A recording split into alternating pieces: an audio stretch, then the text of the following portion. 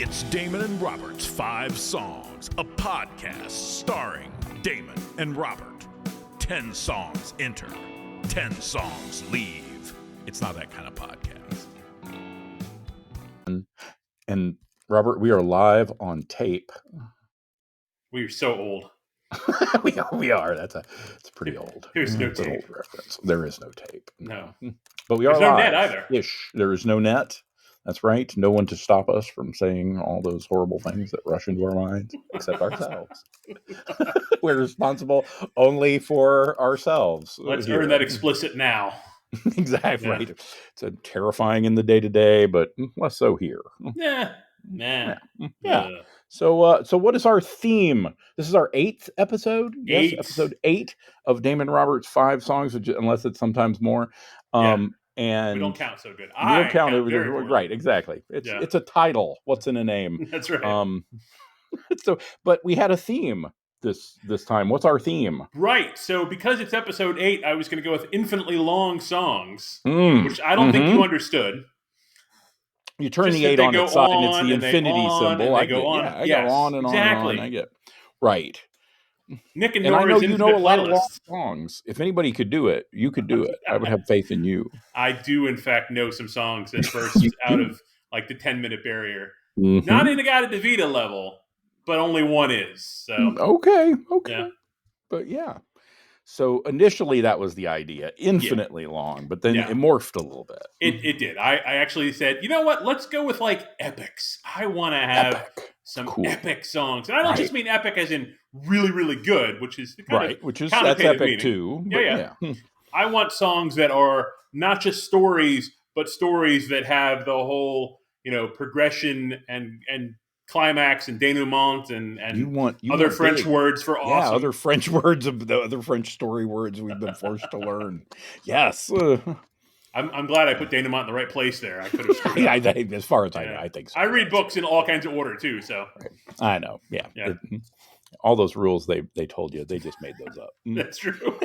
You can do whatever you want. Yeah. Fine. Yep, House of Leaves, baby. Have you That's read right. that? That's right. I have read the House of Leaves, Danielewski's House of Leaves. That's a trip. Our mutual friend. That is an epic. The doctor is a big friend or a big fan of that book, a real scholar of it back in the day. I see. But I yeah, did not know that. we should talk about it sometime. Yeah. But yes, Not it is here a now. literary epic in the sense that it is sort of large and it's experimental and it's kind of brave, and there's a lot of people who are like, this is so cool, it works great, and there's a bunch of people who are like, this is weird and it doesn't work at all. They were like, yeah, and hilarity ensues, but music. So Bombast, we wanted to do that if you for will. music. Bombast is good. Yes. There's definitely some bombast on this list. I do enjoy And- that. Yeah. And not surprisingly, who it comes from either. I'm like, yeah. No, I I expected think a fair amount of bombast from Sabaton, and I got it, baby. But anyway, that's a note for your later. songs equally I brought it. had some, Yeah. I think, yeah. So epic, I like it. It's not a tight definition, but it's one of those like we know it when we see it, kind of like we know it when we hear it. It's, And I it's the definitely pornography got of the music. sense. That's right. That's right. It's the pornography of music. I don't know what it is, but I know it's epic when I see it. That's right. Oh, done it again, folks. Let's run the numbers real quick. Robert's earliest song, 1986. Earlier for you than a lot. My earliest, 1974. No one surprised. Robert's latest, 2019. Pretty comparable, within the last 5 years. Damon's latest, 2004. Also within the last 20 years. Okay. Robert's total runtime, 40 minutes, largely thanks to that one epic 15-minute number, which we'll talk about. But Damon's total runtime, 22 minutes, which is still kind of on the longer side for 5. And there was a bonus song, Robert, on your list. There was another Sabaton song, but I like The Great War so much, I skipped the bonus song. I just made an executive decision to say, I'm talking about this one. I had trouble, and I'm glad you made that decision. That's what I thought. I thought you tossed to me saying either of these would be cool, which one, and I chose. Robert's longest song, 15 minutes, 40 seconds. Damon's longest song, 6 minutes and 28 seconds. So I thought maybe a record for me in terms of longest song. I agree. Yeah. And I think you like the 3 minute. You really enjoy that. It's pop songs, right? Because I listened to so much stuff on the radio as a kid, and that more so it's like in and out. is okay for me. But yeah, there's some cool stuff that's longer, and I'm glad we get to talk about it today. So where shall we begin, my friend? Let me flip the shall coin. we begin? Which I don't have the coin, but I'm going to pretend, and you. All right. I will go with the first one on Robert's list is Caught Somewhere in Time by Iron Maiden from the Somewhere in Time album, I believe, from 1986. Yep. This was clocking in at 7 minutes and 27 seconds. So a little long, not the longest thing on Robert's list by far. I like this tune. If you don't like Iron Maiden, I don't know what to do with you. You're on the wrong podcast. I would say if you didn't, I loved, I recognize the cover of this immediately. If you were alive in the 80s and in high school in the 80s or 90s, you recognize Iron Maiden album cover art immediately because it was everywhere. It was ubiquitous. It was on t-shirts. People who'd never heard of Iron Maiden wore Eddie t-shirts because they were so cool. Like the designs were so slick. And this is one I very clearly remember, kind of the sci-fi design. But anyway, I remember Maiden, but I was not into Maiden in high school. It just never really cracked the bubble. I was into some other stuff. I didn't dislike them or like them. I just never really listened to them, but they were always art heavy, everywhere around me. And so I've since gone back and listened to a lot of their music, and not surprisingly, I really like it. And I think if I would have listened to it at the time, I would have really liked it then too. I just didn't happen to. So yeah, this You're never too late. You can always. Exactly. It's never too late to discover Iron Maiden. That's the lesson of today's show. I was maybe going broader than that, but I'm going to let it work. It's okay. I'm going to say it's 100% definitely never too late to discover Iron Maiden. Good. Very good.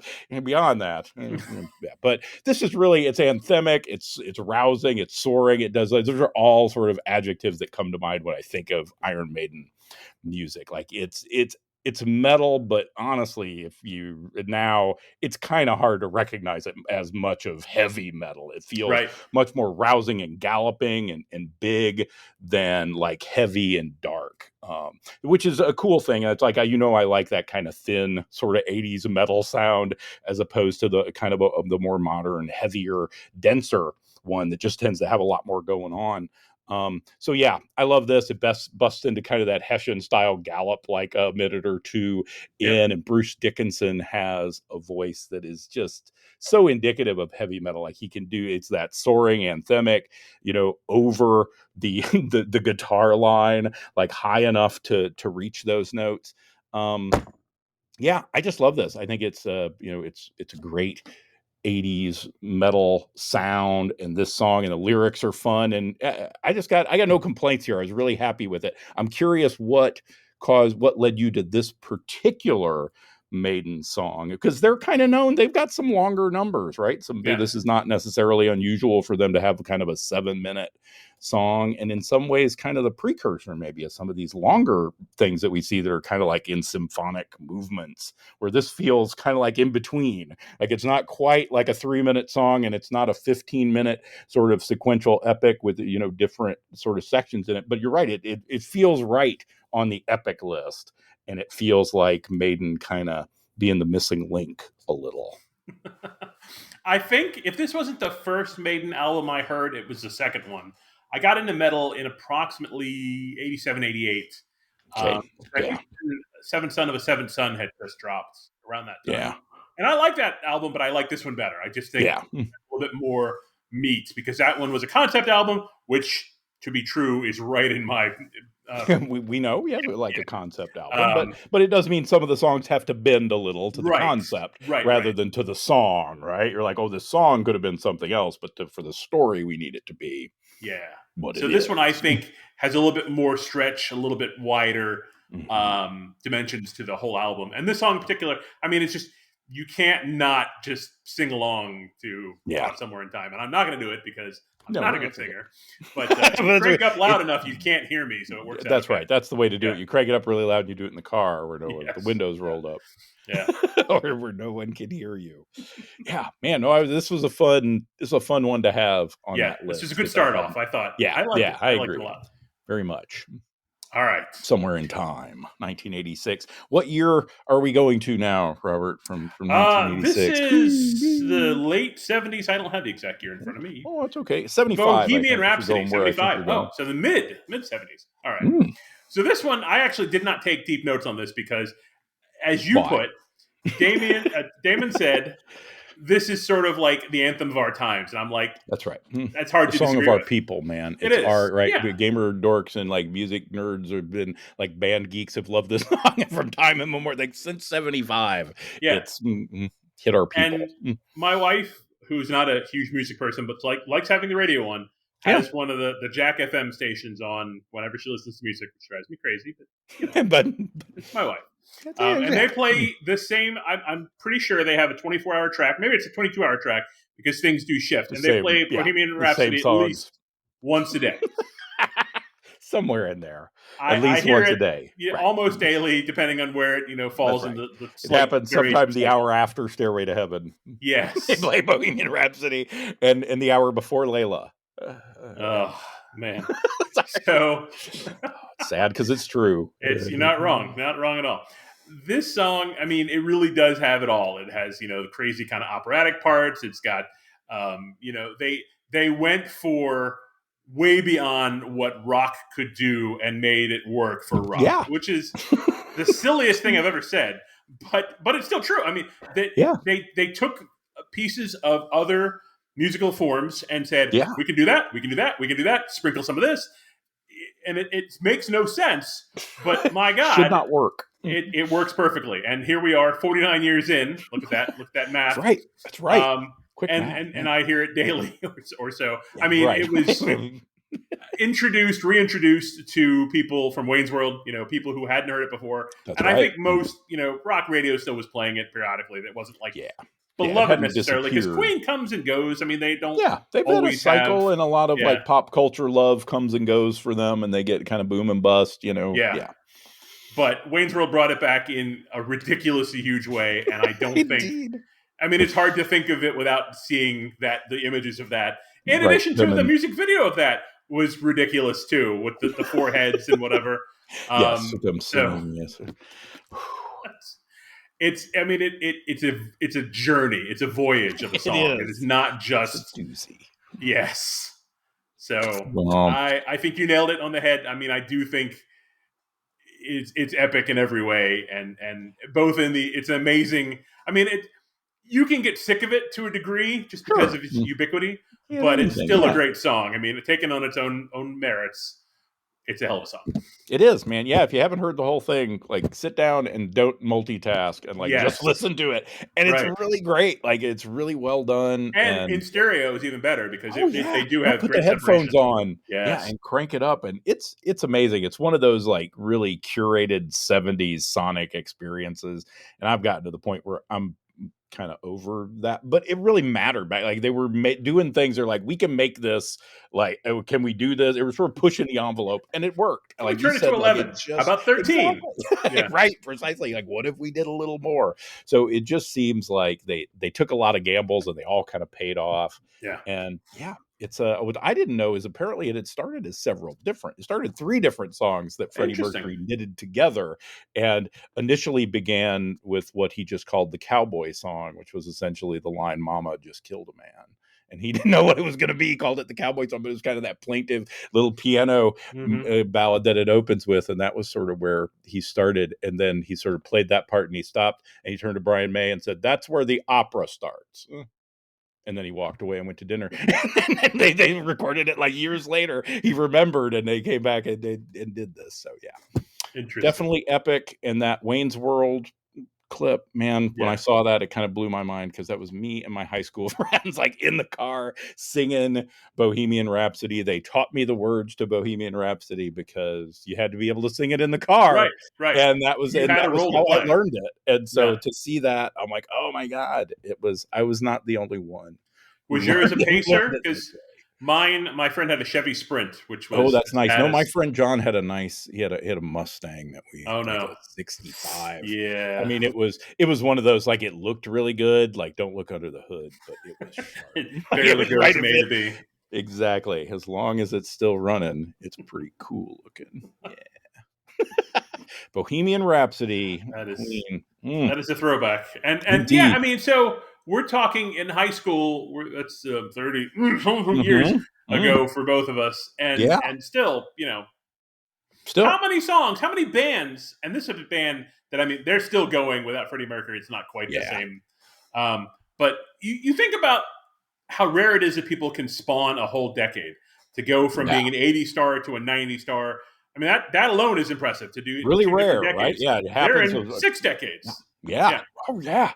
No, just amazing. No, and to your point, like, still going, like, without Freddie Mercury, which is, yes, a huge blow. There's no way to replace him. But Brian, the rest of that band is amazing too. And Brian May, the astrophysicist, guitar player, Sir Brian May. Exactly. I'm like, I forget like all the things. What's the right order to say it in? Yeah. Do. But yeah, no, they're quite an impressive band. And I still feel like they hit kind of a sonic part of the palette that nobody else has really done. Like nobody's been able to do. There's lots of bands have tried. There's a Belle, it was a band in the 90s that made now this very Queen-like, and I'm like, it's good job. They're not quite. They're not. But Queen. You're not trailblazing new path. You're in the path. Well, that's it too, right? Is to be able. I think there's. For me, they're kind of the best of that, like 70s. What if we did this? Because a lot of that stuff I don't care for. But this, I'm like, oh, what if we did, like, what if we tried something different and pushed it? And I'm like, man, it just works on every level here. I was going to say, The Who tried to do some different stuff, and it kind of. It's real hit and miss for me. Like some of it I love, like some of the opera stuff I love, some of the Tommy stuff I love, and some I don't. Some of it clicks for me, and some of it feels kind of forced. Like to your point about, having to make a song fit a concept. Sometimes I feel like the Who's concepts are better than their songs. Right. The story is great, but the song may not support it well. Yeah. And I love the Who. I mean, we could do a whole episode, me just griping about the Who, and I'd still at the end of say, but I don't care. I love them. Listen to them. They're great. If you don't know all those Who songs, you definitely should. But yeah, definitely a lot of bands who push the envelope in the 70s. And some of it's, it's a lot of mixed bags. But like with Queen, I feel that it's all good. Like everything they did, like I can sit and listen to those albums, and even the songs that you never hear are amazing and like suck you in. So good stuff. Go out, find you some Queen music. Let's go. It's not hard. Just turn on the radio album. If you're Catch a Ride with Robert's wife, and you're bound to hear one. You're wild. Bound to hear one. Maybe two, depending on, we've got a lot of errands. So song number 2 on Robert's list, which is no kind of transition at all. The Architect by Haken. How do you say this band? I think it's Haken, but I could be wrong. That's what I think like Taken, but with an H. Haken. Right. And this is from the album Affinity, I think. And and it is the long one on the list. Clocks in at 15 minutes and 40 seconds. And I just kind of did like stream of consciousness notes on this one because it's so long. So I'm going to read my stream of consciousness notes, and hopefully there's nothing crazy in there. But it starts out kind of like a radio static. It's got some like cool effects. Like it sort of like brings you in to like, it feels dramatic, like you're entering a space, like you're being made prepared for the song. And it's got a nice musical build that resolves into sort of a march, and this like really haunting, like really big guitar sound. Sounds like, a really reverbed kind of guitar that sounds big and far away. And the music it busts into surprises me a little bit. It's heavy, but is it just me, or does it have like a real 8-bit, 16-bit like video game vibe here to it? Album it's written in the 2000s, but it sounds like the 80s on purpose. Okay, because I'm like, I got a strong Nintendo vibe is the word that I used for the kind of the sort of quality of that electronic music that if you played those Nintendo games in the 80s, you'll never not be able to hear. I think they were reaching for that. Yeah.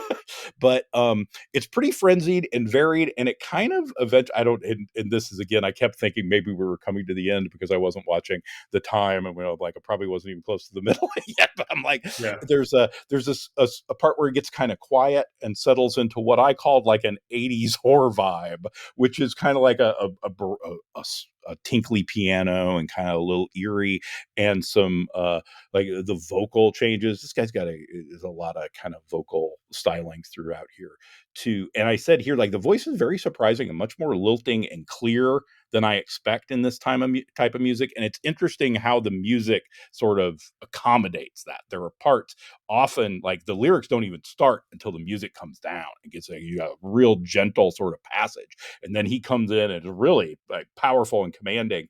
And then later on, when it's not as quiet and they're still singing, they do like a double tracking kind of robot-y almost effect on it to cause it to cut through more, which feels really thematic and appropriate. I just liked his voice. It's another example of a voice that kind of surprises me in this music, and it seems like they're smart about the way they use it too. Like they're like, this guy's got a good voice, but it's not always going to be able to compete with all this stuff unless we do something to make it do that. I feel like all those choices were really well made here. And I think it's also kind of cool because I think maybe it was difficult for me to understand exactly what the song's about, but I think it's sort of about a person who's maybe becoming kind of a robot or machine or get pulled into something where they seem to be losing some of their individuality. And that kind of robot-y double talk kind of thing fed into that. About halfway through, again, I don't know if I was really halfway through, it busts back into like a much more low-key instrumental and with some heavy cymbal crashes and like more of that kind of like 8-bit kind of sounding stuff, and gets pretty light and airy. And I like that part. It talks, the lyrics are about drifting away toward the end, and it's sort of very thematic, very representative of what the lyrics were doing. And then kind of slips into another section near the end where the harsh vocals come out, and kind of the only section I remember hearing in the song with those harsh vocals. And I felt like that was coming in very explicitly to like represent another character or like a different voice than the one that we heard. So I thought, his voice again it's not as harsh as some of the harsh vocals voices that we've heard, because I think it just naturally kind of lives at a higher place. But it's really well done. I didn't have, it didn't stand out, or I thought, ooh, this guy can't do harsh vocals. It worked for me to the extent that the harsh vocals worked for me. And in this case, I think because they're representing another character and they came in like that, worked really well for me. Yeah. It's like a clear, and it's a pretty brief run too. No, you're right. It's not 30 seconds or so. I forget how long it is, but it's not much. It's like a passage of the lyrics that are said in that voice. And then it goes back to kind of, it goes back to a more soaring double track kind of thing for a big finish. And I said, nope, that's false ending. It goes into something more pounding and rhythmic for the ending. So I really liked it. I think it's certainly epic, man. It's huge. It's sprawling. It has a lot of segments to it. It seems to tell a story, like an internal struggle story that I think is maybe part of a. Did I just accidentally mute myself? No, I hit. No, I hear you. Okay, I accidentally hit a button on my with my foot. But anyway, I like the different sections and how I think it's part of a larger story that maybe I don't understand. Or how it slots into that, but that's not unusual for these kind of longer pieces like that. So I quite liked it. I think it's hard when they're this long to tell, like, is this overly ambitious? Could this have been better served by being two things? And I don't know, like, without knowing more about the story around it, I have to assume that no, you needed something like of this weight at this point in the story, or you would have broken it up. Because I know not all their songs are 15 minutes long, and I'm sure the band talked about, nobody makes a 15-minute song without hashing it out and being sure that you're doing it for the right reasons. So I'm curious to hear how this song plays out for you in the epic vein, and where Haken is this the first Haken song we've had? Yes, it is. I think so. And they're kind of one of the like inheritors of modern prog metal. Like they're one of the torchbearers. There's a couple of them. There's another group called Leprous or whatever, which is even more experimental and strange. But anyway, this is from a album that is a concept album, but I have to admit, I don't remember the concept all that well. I'm sad to say. I believe that the architect is about a designer and his creation, and I think the creation is actually supposed to be like an AI. I think like gosh, I might be remembering this wrong, and if I'm screwing it up, great, tell me. Hey, that's right. Send us an email. That's right, suckers. I believe like the computer is complaining that the architect doesn't have as much time for him or her, it's not specific. That there's this kind of undercurrent of dissatisfaction of where have you been? What's right. going on? Hey, Why are you not spending more time working on me? And kind of the growing anger of being abandoned and being not paid adequate attention to or whatever from a machine. Right. So, you make these things and then you just don't have the time. You can't just walk away. Can't, right? Or you can, but there's repercussions. That's kind of what Frankenstein. I mean, we've seen it. Yeah, it sort of plays out. We know how that one plays out. The consequences of my actions. Exactly. Ooh, coming back to haunt me. So, but I love this song. I think it does, hit all the right notes for an epic. It just really goes and goes and goes. It really has highs, lows, middles, twists, turns. Something for everybody moment in here, really. Like whatever you like this song's going to have some of it. Yep. And they move really well too. I felt it transitioned really nicely. And that singer, he's a very high alto singer, but he uses his voice as an instrument very well. And it's fun to hear.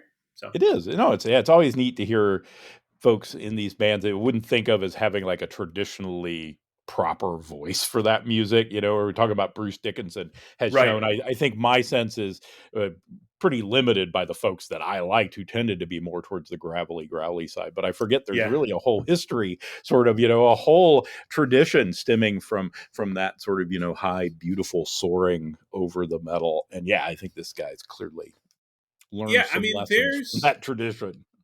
There's a branch of metal in Europe that I don't really get into much myself that is very much the operatic married to metal or whatever else. And there's a ton of bands. It's like if you scratch the surface, you'll find a dozen of them that really are Wagner meets metal. And right. It's a thing. Sure. Yeah. Man, some people like King Diamond. I hear. That's right. But not me. There's no accounting for taste, man. Hey, what an excellent segue to your number 2 song. Your cover is blown by Belle and Sebastian. Okay, that's quite a transition. That is terrible. All right.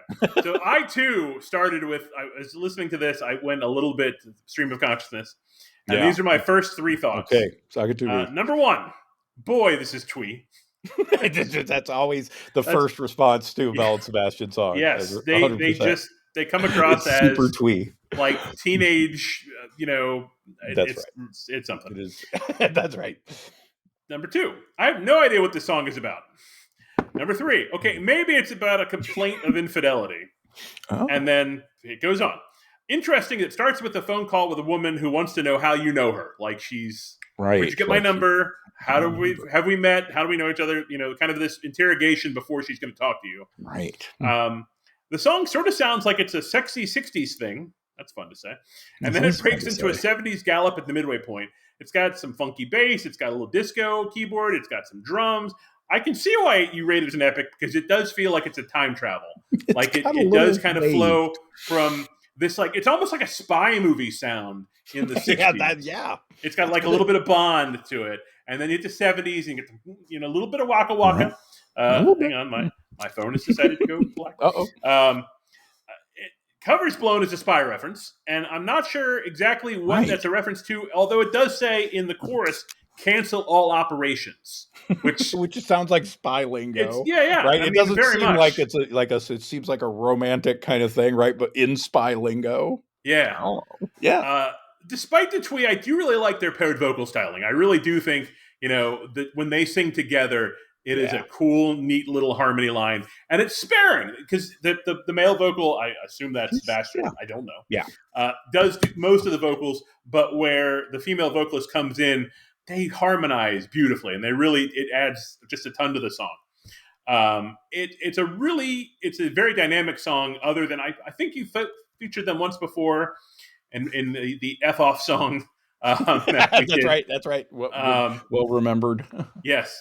So this one I definitely felt was a lot more of a voyage, and a lot of it didn't end where it started by any stretch. It definitely went right. Yeah. You end somewhere different. Yes. Sure. Still twee, but nice. Absolutely. 100%. Always twee. 100%. If you don't know what the word twee means, just Google it.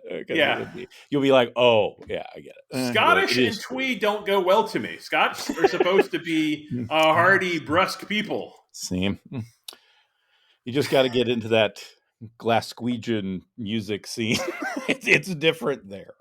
That's, home of the Glasgow smile. The Glaswegians, her Belle and Sebastians are Camera Obscuras. Yeah, it's got. It has its own sound, I guess. Very unique. Sure. But you're right. Yeah.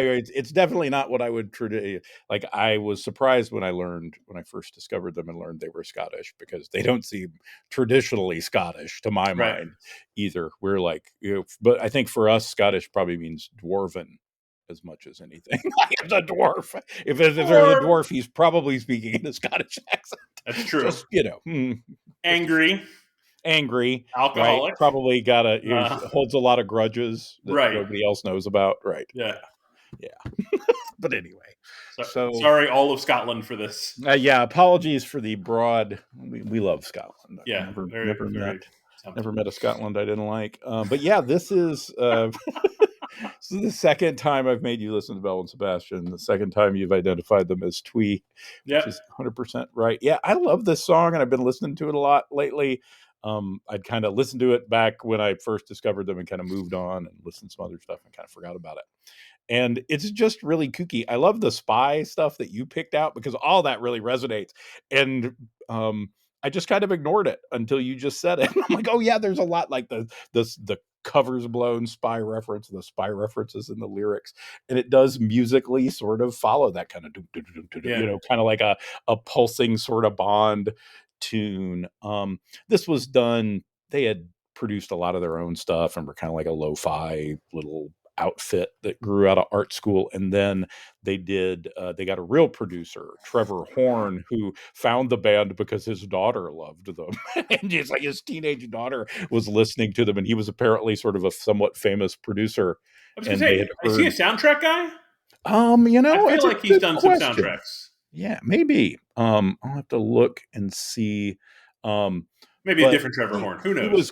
He sort of pushed them in a more poppier direction, and like this kind of like disco-y poppy thing that we get here came a couple years after that. So he worked with them, and it was kind of a moment. I found them after that, so it didn't resonate with me, but it was sort of a moment where fans, it was the Dylan Goes Electric thing. We're like, you were good before and now you're not. Is this your most recent song?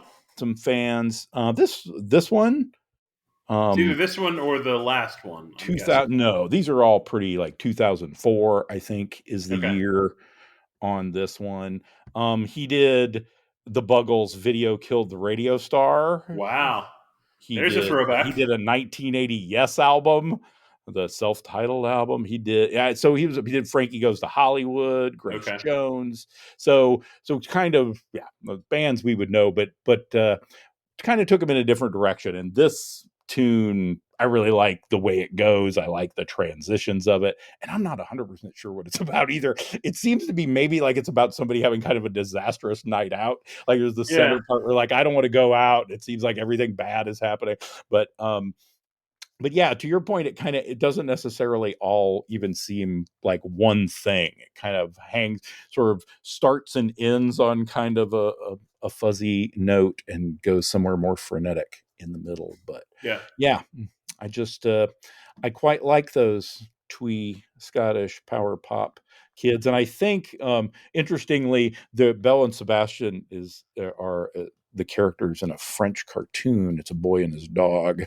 And so it's like, which one's pink?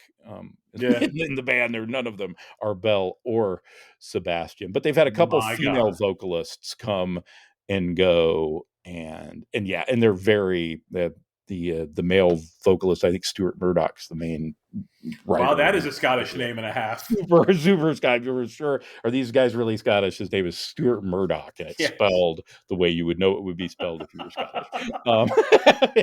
But they've had a couple of vocalists that sing with him, and I really like his voice. It's not very powerful. It's kind of weedy, and that's I sort of love the kind of frail quality of it that comes across, but it harmonizes very nicely with it really does voice too.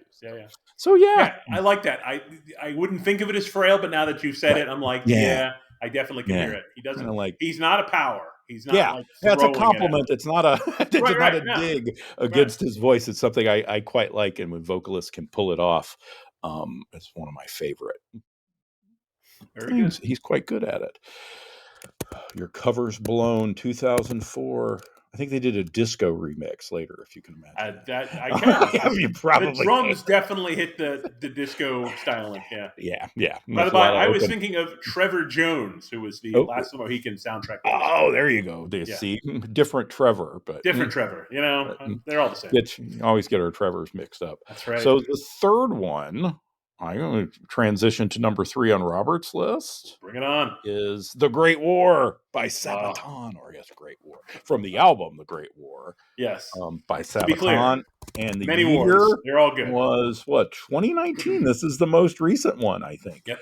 On our list. Clock it in at just about 4.5 minutes long. This is the second Sabaton song that's been on the list, I think, at least. Yep. We've had 2 because I didn't know this band before the last time they were on the list. And this, by the first line of my notes, is this band is set to epic. Like everything they do, just like, I love this band. Like they're really, everything's big, like the huge drums, the huge march feel, the huge chorus, and they have these strings. They're like synthy strings with that great like marching energy, dude. It's just rousing. Like, and oddly, like it's music that makes you want to go to war, and it's all about the horrors of war. That's right. It's very much discourage you. It's the best. Like rousing marching music, and you listen to the words and you're like, war sucks. War's awful. This is bad. This is terrible. It's a really graphic and negative depiction of war lyrically, despite this resounding music. And I just love the cognitive dissonance of it. Like, I love the fact that we're like marching along and you have just decided that this is all just a terrible idea and we're all going to die for no good reason. And it's always really catchy, and they always become a sing-along by the end. I don't think I've listened to any Sabaton song that I wasn't singing along with by the end. At least in the chorus, I didn't know all the words here, but the chorus. I just really enjoy this band out of all the ones that have come across the list here. I'm like, man. Yeah, Great War by Sabaton. I have almost nothing to say about the song. Yeah, there's so much. Just that kind of song. I mean, it's a really rousing. I think he's got a great voice. It's just, I wouldn't change anything. I'm like, I just want more. And there's a lot more. And there's a lot more. They're still doing it, aren't they? They are. They're still around. And in fact, this is the only metal album, The Great War, that I know of that actually has narration talking about the history behind each song. Oh, so right, there's like 3 different versions of it. You can listen to just the songs. You can listen to, one of them I think it might be, there may not be any cursing. I'm not even sure. But I know there's one version you can buy, like the Super Deluxe, that literally has a historian talking about like the fields of Verdun, because there's a song, the fields of Verdun, the Ardennes, whatever. They're hard to classify in a genre because they kind of have some power metal being kind of epic and soaring and whatever else. But typically it is very fantasy stuff. Like power metal is mostly your sword and sorcery sort of stuff. Right. Wizards shooting Tolkien with screaming and right, exactly. More boobs. And they're certainly not that. But they do have that kind of epic and anthemic quality, and it's you're right. This song, just that chorus, boy, just knocks you over. Oh man, it's really good. Yeah, it's great. If you don't know this band, check them out. It's a lot of fun, and that Great War, a great choice. Yeah, and I think we talked a little bit last time about the didn't they win some award for like history or something in their home? They're Swedish or something. There was something they received some honor too for perhaps this album for all the historical context they put into it. And and it's funny too in that they're not jingoistic. They are, and this will be a great segue in a second. They don't take sides, even though I know. Look at that. They're Swedish, but they'll do stuff from the American perspective, the British perspective, the German perspective, the Russian perspective. There's no good guys and bad guys. There's just victims of the war. Just a bunch of guys getting shot in a war, right? Nobody wants that. Not coming home. All right. Wow. Right. Luckily, there's no other country where that's not the case. Everybody has that same sort of open egalitarian feeling, right, Robert? So, song number 3 from Damon is I Love America by Alice Cooper. I sometimes suspect this whole podcast is just conspiracy for you to get me to listen to the entire Alice Cooper catalog. Right. It's coming along really well, too. Prove me wrong. So, in contrast to the non-jingoism of Sabaton, this is a jingoism trip. We have, in no particular order, America, capitalism, apple pie, maybe standing naked and fully erect in front of a flag. Probably. That's not in the song, but weird things live in my head. Yeah. Mm-hmm. This is the only song I'm aware of with a mid-tune Native American attack interlude. Right. You have to listen to the song. You couldn't do that now. Nobody. No. And I said Native American. He does not. He did not. No, he did not. He plays this one so straight, it's hard to feel this and discern the sarcasm.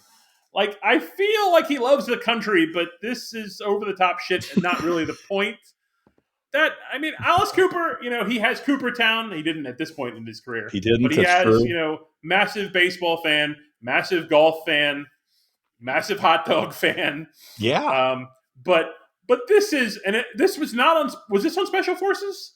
Because I saw it on the not. This was the album after Special Forces. Okay. Actually, in 1983, he did the album in the Lost Years. Yeah, this is the last of those lost albums.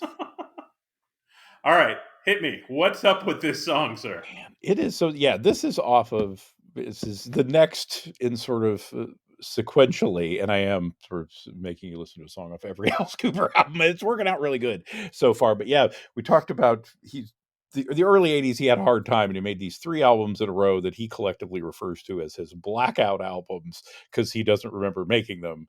Yeah. And he says, I made them, I recorded them, I toured for all of them. And we're like, he actually only toured for the first one. But that's okay. You don't remember. So why would we expect you? Why are we asking you to report on what you did during those years? But anyway, this was 83 off the album Dada, which is it was the last record he made for Warner Brothers, and Warner Brothers is just like, give us the record. We're just so happy to be done with you. They just like it filled the contractual obligation, but they did not like the record. They did no promotion for it. They took it, they released it, they washed their hands of Alice Cooper, and he didn't work again for 3 years. This is the last record he made. He came back. He got clean after this, came back with like 1987's Constrictor. And that's kind of where I got on board. Right. And found everything sort of forward and backward from there. But anyway, this is sort of the worst of the worst. He's at his lowest here. It's but it's a great kind of jingoistic sort of like poke in the eye. And the first word in my notes is, how are we living this song 40 years later? Yeah, right. This guy runs this country now. Like the guy, like anyway. But no, he's got a real, it's clearly Alice Cooper putting, the worst American jingoism in a character's mouth and building this.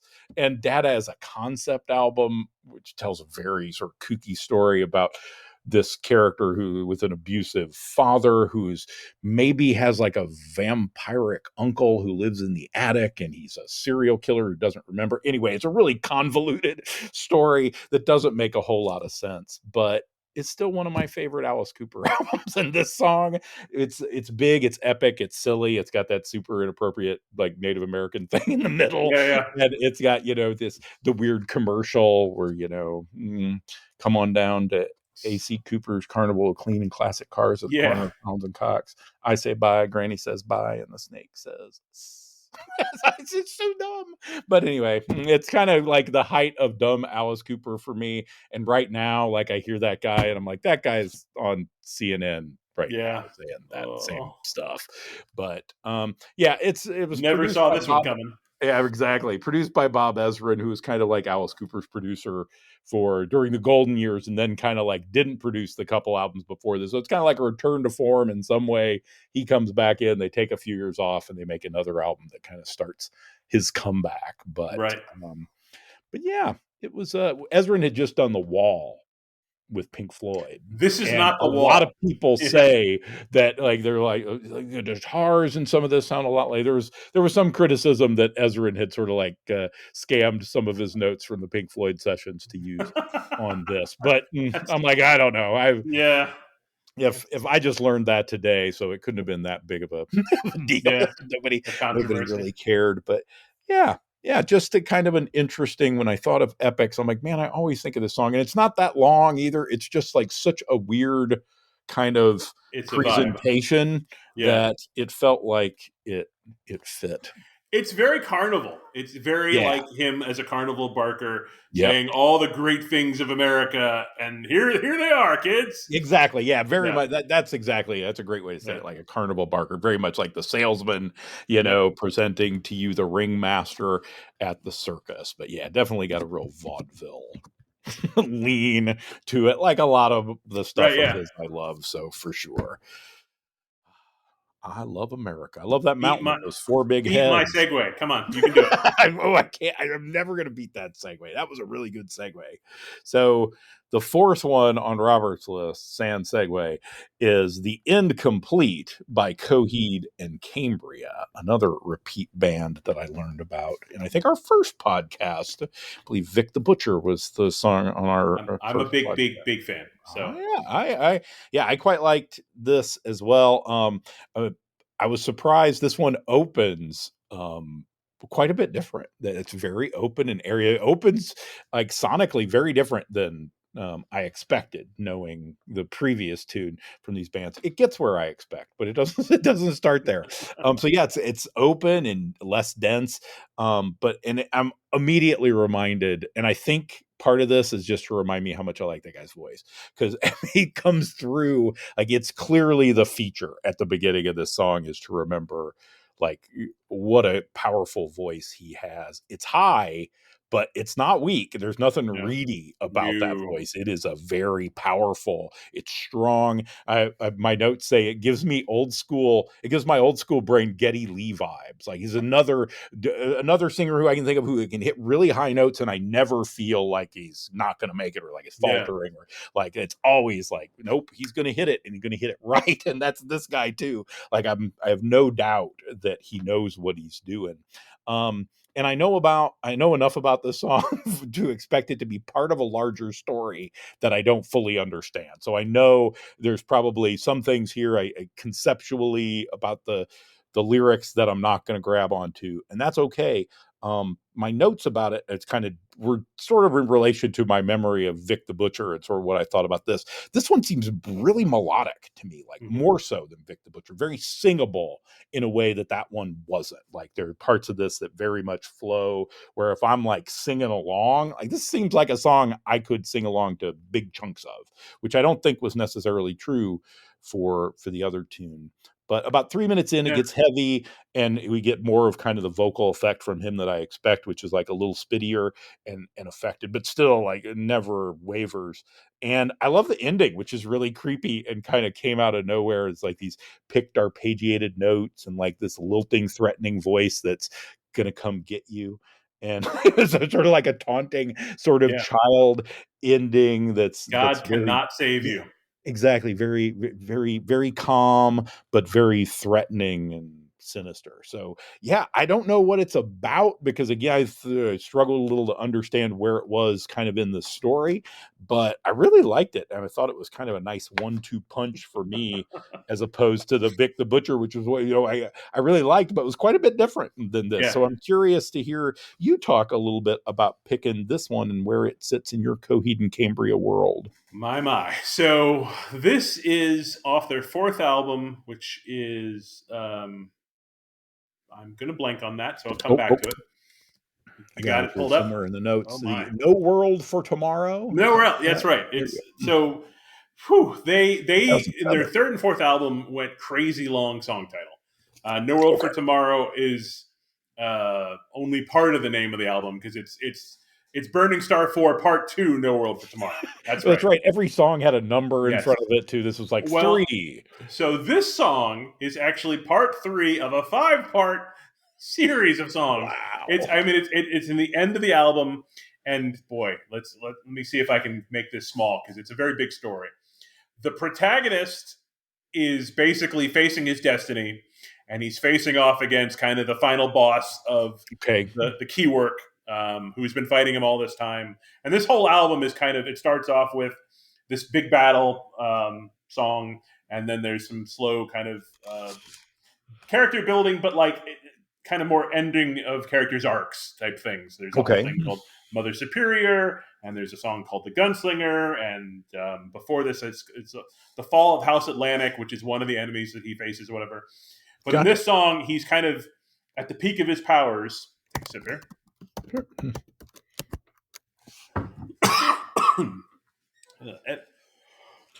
Take your time.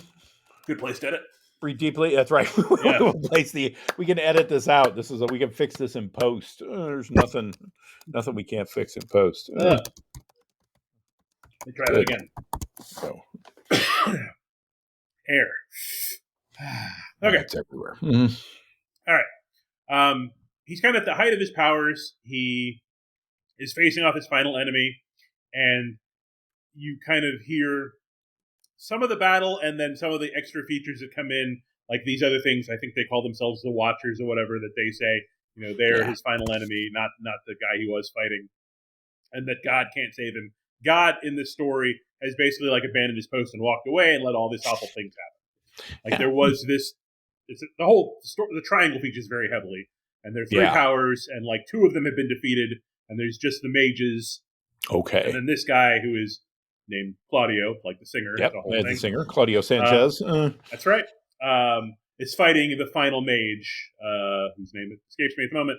But if you're into Coheed and Cambria, yes. I mean, it's the first four albums are one story arc, and then the album that Vic the Butcher is on another story arc.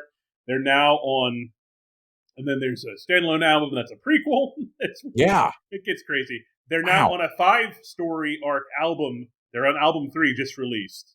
It's called the Father of Make Believe. Okay. And there's callbacks to the other albums. There's completely, they really do motifs from the other albums, which is amazing. Yeah. So that's really it seems like a whole experience that really like caters to the person who's going all in, because he writes books too, right? Is that true? Yes. He publishes some of these books or graphic novels. There are graphic novels. So there have been novels. Material. Yes. Yeah, this feels to me like we know. Yeah, we are the guys who enjoy this kind of thing, right? Who get into a thing, and like to collect or get this deep into it. And the fact that it's really complicated is a feature and not a bug. The fact that you have to take a sip to refresh yourself in the middle of telling this is what we want. We want it to be that complicated. We want you to need to take a breath in the middle. So yeah, I think it's cool that it's all interconnected like that. And I think like it's one of those things I'm like, it may not be for me, but I know the guy this is for, and he's going to love it. Like it's going to be so cool. Like the way it all ties together, and he's going to find things in this book way back here that tie to this song 10 years later and feel like he's really being seen and heard by this band, which is awesome. You can appreciate it, I think, on the surface level, and there are people who would go super, super deep. And I'm a big, big fan, and I feel like I'm probably not even as deep as there are minors. There are people going way to the core. Oh, yeah. I bet. Good times. Coheed and Cambria, good times. And that one was earlier, 2000, so kind of earlier 2007 stuff from them. And I think the one we listened to earlier was more recent here in the last decade. Correct. I think it was 2011, 2012 time frame. Yeah, okay. Yeah. So, interesting. Man, those guys are busy. They do put out a lot of albums. So they've got 4, 5, 6, 7, 11? Might be 10 or 11 now. Yeah. And with a 5-arc plan. I mean, not many people go there. I was going to say, you're not like phoning it in, right? Not doing a 3-minute song. And you're done. You're like, no, dude, we got a plan. He's got an outline and everything. He's got to. And he's got a solo project. He has a project called really The Prize Fighter Inferno. It's all kinds of crazy stuff. All right. Okay. Sorry, I digress. Indeed. And moving on to your song number 4, our first appearance of Blue Oyster Cult, the song Astronomy. So, number one, I'm sad to say I know the song originally from the Metallica cover. That's actually how I know it first. Okay, good. Full confession. So, Blue Oyster Cult's a band, and I've known about them for a very long time. It's kind of hard. I mean, they've been like rock stalwarts for a very long time. Very early. You can hear Godzilla. You can hear Don't Fear the Reaper. Right. There's a lot of Blue Oyster Cult. They're being played on that top Blitz radio station. That's correct. You're going to hear "Don't Fear the Reaper" and "Burning for You," and They have a Frankenstein song, don't they? I got. Maybe think of somebody else. The Godzilla one. Anyway, I know. Yeah. They have a big backstory that threads through some, maybe most of their songs and albums, and I don't really know them that well to say what it is. I know that they've got a non-band member writer, who I think is their producer, who wrote a bunch of stuff that they could then adapt into music. One of them even took a name from him, Stung. Like, it's really kind of funny. It's like they sort of didn't fully embrace it, but the one guy said, I like the name Buck Dharma more than my name, so I'm going to use more than my name, so and the rest of the band was like, no, we're not doing that. Mine. I'm going to be Rick Steves or whatever. Yeah, fine. That'd be great. And to be clear, Rick Steves is not a member of Blue Oyster. No, he's a travel guy. He's a travel guy. He's really good on PBS. You should watch him, but he's not going to sing for Blue Oyster. Rick Steves. I mean, who knows? There's still time. I don't want to cast any aspersions. I don't want to limit Rick Steves in any way. He's a very competent man. I'm sure he can do whatever he sets his mind to. That's but to my knowledge, he has no interest in being a member of Blue Oyster Cult. Not that they're hard. Clear. I don't want to put words in Rick Steves' mouth. This has gone to weird places. All right. Sorry, Robert. No worries. So they take his writing and they they create songs out of it. He's not a songwriter. He's a prose writer, but they take the prose, make songs, but boom. But it's super, super cryptic. I'm not sure if his writing is cryptic or their writing is cryptic, and it's all cryptic, but it's cryptic. I mean, it's not straightforward. You really have to do some A, deep listening, and B, trying to sort it out. I started reading about Imaginos and the fact that they only had some songs referencing it over 16 years before they finally released an album in 86. It's supposed to be part one of the 3-album sequence that never saw the other 2 albums released. Oops. Right? Oops. I do love this song. It's got a lot of, movements. It's got bridges and tempos and feelings as you travel through it. Again, the voyage. Like a good epic should be. Going from point A to point B, yeah. One thing that I wasn't sure about, and maybe you have thoughts, is there an organ and a guitar kind of playing the same line together? Or is it 2 guitars and an organ? There's some parts where it's so syncopated and tight. Right. Yeah. Particularly that that key line that recurs over and over again. Seems like it is sort of like an organ line doubled by the guitar, or maybe multiple guitars even. It's kind of hard to tell. It's a cool little figure, though. And it's nice. And it does repeat. Yeah. It's nice that they make it say, it sounds different. But yeah, I don't know how they make it. Probably 2 guitars and an organ given the year. Yeah. Like, let's put another guitar on it. Sure. We could do that. Exactly. This has 8 tracks. We can put more. Exactly right. We'll bounce them. I kind of selfishly say that I like the Metallica version a little bit better. Yeah. And I think that's a recurring theme. Metallica really likes their covers, but it does give you an introduction to things you didn't know about before, that you found out the covers. And finally, my final thought on this song, can we really talk about Blue Oyster Cult without talking about Cowbell? I mean, I don't think there's any in this song, but that is just right.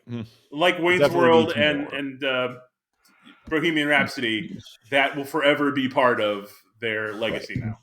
So, through no fault of their own. That's right. Through no fault of their own, but that's the comedy when it fires on all cylinders. You'll live with it forever. It's been branded by that cowbell, Blue Oyster Cult.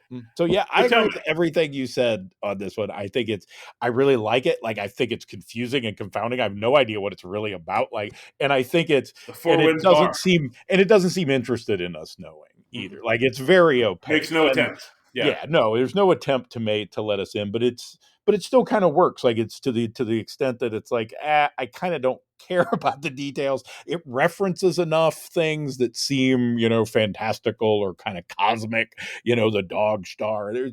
It builds a mystery in a way where I'm like, I don't need to know the solution to kind of enjoy the ride.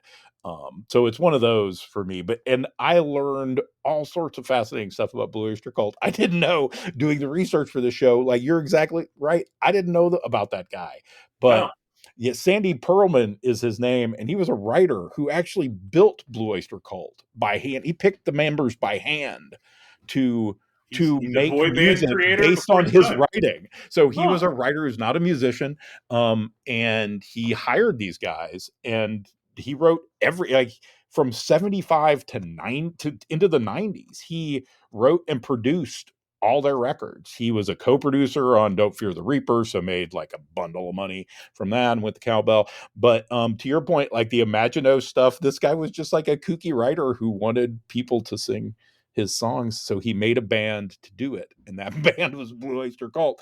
And this song is just verses from a poem that he just picked. So to our point about it not making sense, it wouldn't necessarily, because it's not even a whole thing. He just picked some stuff from it. And so it's kind of fascinating in the sense that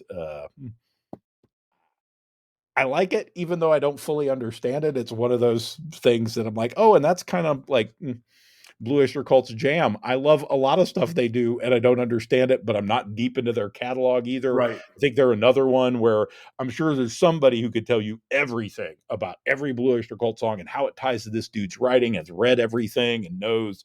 It's another one. I think if you want to, there's a deep, rich tapestry of stuff you can delve into here. But yeah, I first found this one despite liking a lot of Blue Oyster Cult stuff when I was in high school. I didn't find out about it until I heard the Metallica cover. I'd never heard it.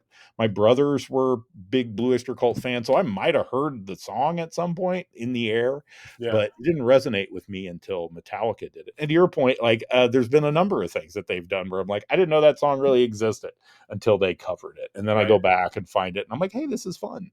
So that's how I found it too. Yeah, exactly. Yeah, good for them. So very interesting, and just kind of feels like if you're a D&D player, I'll say Blue Oyster Cult is an Appendix N band. 100%. And if that doesn't make any sense to you, that's okay. You're not missing out exactly. You're not missing it if it doesn't make any sense. But if it does, then you know what I mean. So what do we got? That's Blue Oyster Cult. We got one more each. One more each. All right. We got number 5 on Robert's list this week is Dark Angel by VNV Nation, another repeat customer. And VNV Nation, as I recall, I think, and this is maybe me misremembering, but they were kind of like leaned more techno maybe than metal. And that kind of seems like what we get here, like with Dark Angel. It's more kind of like a techno beat, and man, that beat, very few humans involved in this production. It gets there's a cool vocal, like it's a very sort of steady beat, and like a vocal that's high and clear and almost kind of like vocal narration, like there's something sort of talking about it. I like it, but it's real clear and precise and over it. And it's funny, after a while, like it's 5 minutes long, it gets a little trance-like with that beat. Like the beat becomes sort of hypnotic and steady after a while. And I think sort of, maybe not quite like Great War, but sort of had like a similar kind of beat to it with that techno feel. And ultimately, this is another one where I'm like, I really liked it. I'm not 100% sure what it's about, or if it's part of something longer. Maybe I don't know that they do that, or if they're just kind of freestanding or parts of a concept. Not this song, but they do have concept albums too, of course. Larger ones. How could I enjoy them otherwise?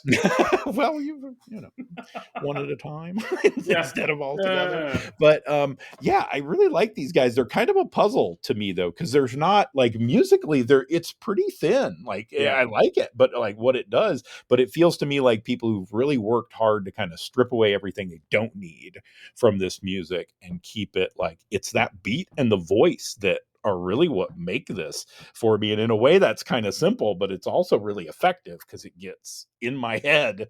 After a minute of that, I'm really in that vibe with it. And it's kind of like when the song ends, I have that moment where somebody like turns a fan off that you didn't know was running. Suddenly the room's like way quiet, like the world is quieter than you think it should be. Yeah. So that was kind of the moment I'm like, whoa, what happened? It's like the air changed. So yeah, I really like this. I'm curious to hear you talk about it. And in particular, what is it about Dark Angel that put it on the epic? I'm not sure if it's an allegory or if it's literally he talks about being a watcher at the world. So he's monitoring things on the world, whether he is an actual angel or he's just a human being who has taken on that role of being a watcher, and finally comes to the conclusion of, y'all are not worth saving. Not worth it. You have done too much. You are not worth the good graces that I gave you, and now it's time to pay. And now we're going to get this over with, and you're going to die. Because one of the recurring themes is they fall again. You keep doing it again, people. I keep setting you up, you just keep messing it up. Right? I can't. No, Dark Angel. And now it's over. The angel says, okay, so it was a very self-contained kind of story. There. Yeah, they were not part of it. To your point, they do concept albums, but not here. Right. So this one, you're correct. I mean, it's really only the voice. There's synth keyboard work, and there's basically a drum machine. I mean, I think he plays electric drums live, but it's a drum machine. It is very stripped down and to the point. But at the end, it gets it just kind of gets bombastic and loud. Yeah, and then finally it breaks and fades, and it's just like, ooh, yeah. I feel a real loss when it goes right. Right. Yeah. Your innocence, if not everything else, with it. That's right. Well, yeah. I mean, that's to be fair. That's probably long gone, but but we can pretend. All right. So these guys remind me: are they British or are they? I believe the singer is from Ireland, and he's moved to Germany because Germany has a way bigger electronica following and just amongst his people. Right. It could be around the fans of Dieter and Sprocket. Kraftwerk. Ryan. Amadeus Falco. Okay. Oh, jeez. Wow. Apologies to the German people. Yes, to many people at this point. We're just and in Kraftwerk too. And now we're really going to wrap up with offending a lot more people. Oh yeah. Your fifth song and final song for this episode is Choctaw Bingo by James McMurtry. Another twofer. He's been featured once before. That's right. This song sounds like a rundown of the family reunion of the Damned. Every fine, upstanding person you'd ever want to associate with are coming to this reunion. The uncle who's making meth because the moonshine isn't selling, but he's also dabbling in some predator real estate. Right. The cousin who accidentally runs over it. So this one, you may correct me on this one. The cousin is noted as almost missing somebody, but not quite. Yeah, I think so. The implication is he hit somebody and it's not going to make it. He made it look like an accident, but it may not have been an accident. Almost missed him, but he didn't quite. Yeah. It's a weird way to say it. The football coach and his wife, who were well armed enough to attack a military barracks. Yep. The aunt, this is apparently only in the live version, this version. Oh. Just out of rehab, switched from pills to Coke. Coke's better. You see. I listened to both the live version and the original version and thought, that wasn't in the original. See? Changing it up a bit. Sorry, go ahead. Oh, I was just going to say, you changed up the words a little in the live version for some fun. So that's nice that you got to hear both. Yeah, that's right. You get everything. His alarmingly sexy second cousins. And to be clear, this narrator is no prince. He is giving his kids Benadryl and vodka in their cherry Coke, because it's going to be a long ride. And he's got lust for his cousins in no uncertain terms. I mean, there's not even the hint of, wow, my cousin is attractive. It's I basically want to bang them both. That's right. With the full realization that they are my cousins. There's no denying. And this is conversation with what assumes to be his significant other that we're going to the family reunion. Right. So it's a weird admission. Talking to your wife, maybe, while he's saying all this too. It's unclear. Yeah, it's surprising. But this song is twangy. It's definitely on the far side of country for me. Oh yeah. Mm-hmm. But I can really appreciate the vocal styling in this. The way that he presents it is amazing. I mean, he really does that kind of da da da da da da. You can also it's like you can hear the typewriter shing back to the front. That's right. Da da da da da da shing. I mean, it really it's got a real rhythm to it. Yeah, it does. He makes it work. It's much more interesting, I think, than a lot of the pop country stuff that I really don't care for. Yeah. He also can turn a phrase. He makes things feel lived in. Like you can picture stuff that he is Blue Oyster Cult, Cryptic. This guy is like overly evocative, especially compared to them. Like he's almost writing a book in song form. And he squeezes in more words per verse than some songs have in the entire composition. He just is. He's working hard to make it work, and he just slams it in there. And he's got that. It's a lot. It's a whole thing. It is. It is a lot. His delivery is really impressive, and I have to say, I didn't yet, but I'm going to give him some more listens for after this because I'm like between these two songs, I found myself humming this one a lot. And I think you would quite like him. Yeah, his instrumentation is on the twangy side, but he is lyrically, as far as he's a writer, is what he is. That's what he is. Didn't you say he's the son of the guy who did Lonesome Dove? Yes, he's the son of Larry McMurtry, the Lonesome Dove author. And I kind of like, I even noted in my notes, I'm like, this is kind of like as epic as the Lonesome Dove novels in song form. Like it's sort of the same sort of to travel, about the whole family and kind of laid out in one press. But yeah, to your point, like I just love his turn of phrase. He's got he's sort of he's a sour curmudgeon, but he's well spoken, and I really like that. The combination of that really comes through. There's a fair amount of scorn in here for these people, but they're also his people, so you hear it a little bit. He's looking forward to seeing them. Yeah. There's no well, you're not going to like these people. No, we're going to have a good time. That's right. Looking at your family with eyes wide open. Yes.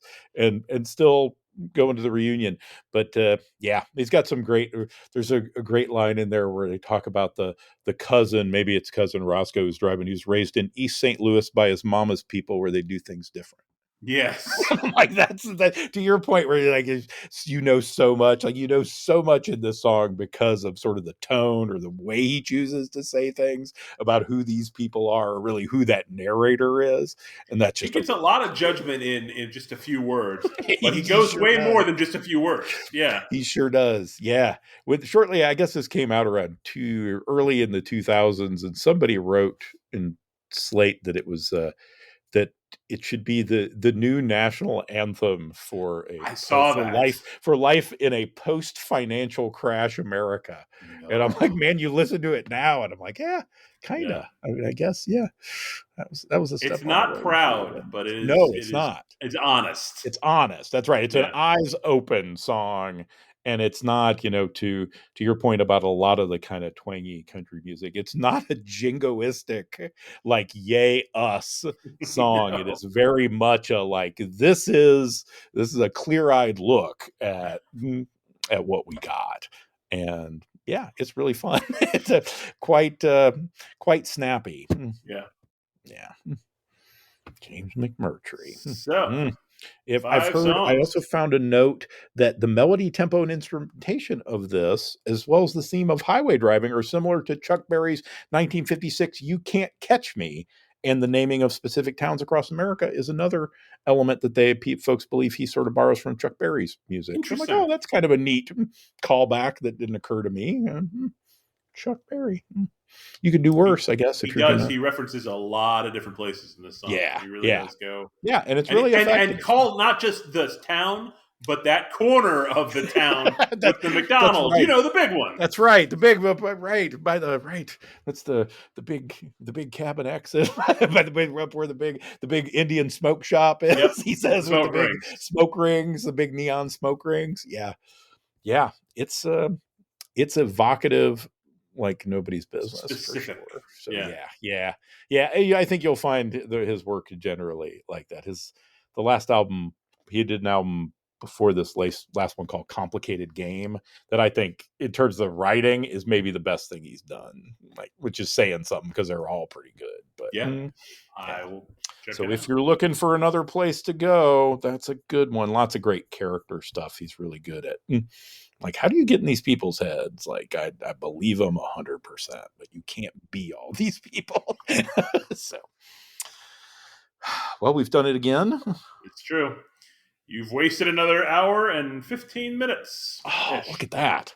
Yep. What could you have done? You probably wouldn't have done anything with that time anyway. You would have just wasted it. So you probably better wasted off listening to us and learning about all this cool music. And songs you may never heard of before. That's right. You got an hour's worth of music you could listen to here after just an hour and 15 minutes worth listening to us. That's pretty good. That's 2 hours of time. Almost a 1-to-1 ratio. Yeah. Well, thank you again for joining us. Thank you, Robert, for doing this. We will. Thank you, Damon. We will be back up and hopefully sooner next time. Yep, hopefully sooner. We've had a lot of irons in the fire over here, but we're getting there. Get back to something like a regular schedule here. You're funny, man. Indeed. Well, very good. We'll give it a shot. All right. Take care, everybody, and we will talk to you next time. Soon. See ya. Bye-bye.